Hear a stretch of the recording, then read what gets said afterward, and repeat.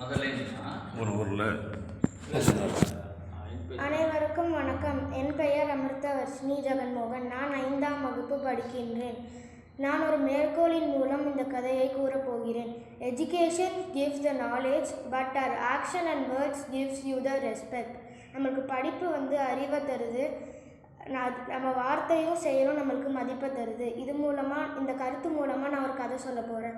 ஒரு ஊரில் ஒரு கண்ணு தெரியாத தாத்தா ஒரு மரத்துக்கு அடியில் உட்காந்துருந்தாங்க.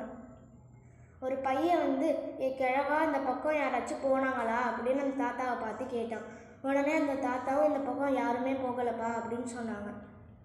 அதுக்கப்புறம் இந்த பையனோட கொஞ்சம் வயசு மூத்தவங்க ஐயா இந்த பக்கம் யாராச்சும் போனாங்களா அப்படின்னு கேட்டாங்க. உடனே அந்த தாத்தாவும் ஐயா அந்த பக்கம் யாருமே போகலை அப்படின்னு சொன்னாங்க.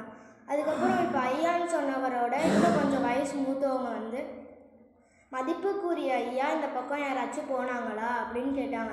உடனே இந்த தாத்தாவும் இந்த நாட்டோட ராஜாவுக்கு வணக்கம், இந்த பக்கம் யாருமே போகலை அப்படின்னு சொன்னாங்க.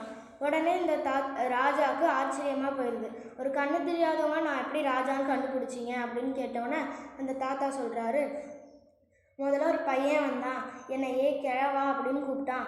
அதுக்கப்புறம் அந்த பையனோட கொஞ்சம் வயசு மூத்தவங்க ஐயான்னு சொன்னாங்க. அப்போ தான் ஐயான்னு சொன்னதுனால அவங்கள மந்திரின்னு நான் கண்டுபிடிச்சிட்டேன். இப்போ நீங்கள் மதிப்புக்குரிய ஐயா அப்படின்னு சொன்னோன்னே நீங்கள் ராஜான்னு கண்டுபிடிச்சிட்டேன் அப்படின்னு சொன்னாங்க. இந்த கதை மூலமாக நம்ம எல்லாருக்கும் மதிப்பு தரணும். நன்றி.